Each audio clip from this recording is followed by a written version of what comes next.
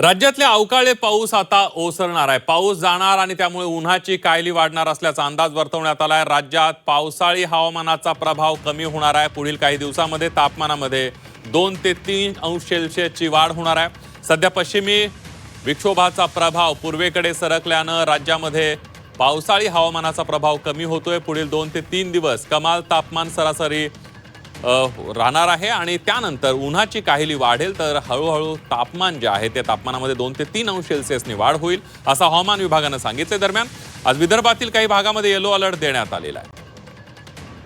कोणत्या जिल्ह्यामध्ये yellow alert देण्यात आलेला आहे त्यावर एक नजर टाकूया।